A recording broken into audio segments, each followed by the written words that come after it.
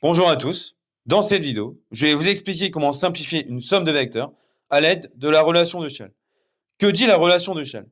Elle dit que si vous prenez trois points A, B et C, si vous additionnez le vecteur AB et le vecteur BC, vous obtenez le vecteur AC.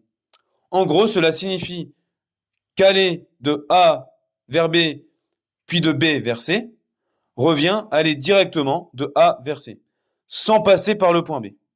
Donc en gros, quand l'extrémité du premier vecteur coïncide avec l'origine du deuxième vecteur, on peut supprimer le point. Donc ici, on peut supprimer le point B. On peut supprimer la lettre B. Premier exemple.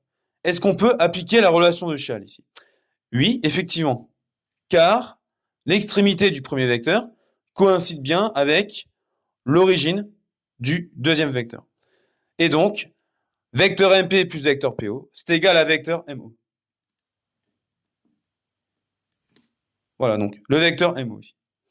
Deuxième exemple. Vecteur KP plus vecteur BK. Est-ce qu'on peut directement appliquer Chasles ici? La réponse est non, puisque l'extrémité de KP, d'accord, ne coïncide pas avec l'origine de BK. D'accord? Là, c'est P et là, c'est B. Comment faire? Dans une somme de vecteurs, on a le droit de changer l'ordre des termes, l'ordre des vecteurs. Je peux très bien écrire que KP plus BK, c'est égal à BK plus KP.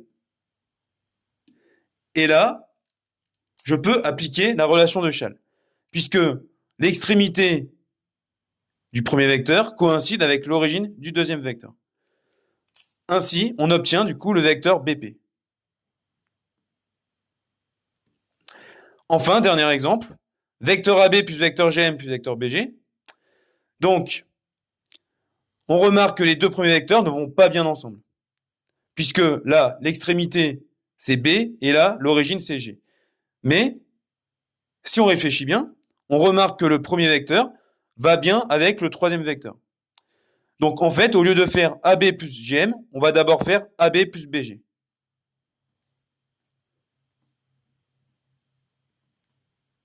Et ensuite, plus GM à la fin. Alors, AB plus BG, là, ils vont bien ensemble, puisque là, l'extrémité, c'est B, et là, l'origine, c'est B. Donc, AB plus BG, ça fait AG, plus GM. Et puis, pareil, relation de Chasles, toujours ici. D'accord? Donc là, l'extrémité est G et l'origine est G. AG plus GM, c'est égal à AM. Voilà pour cette vidéo.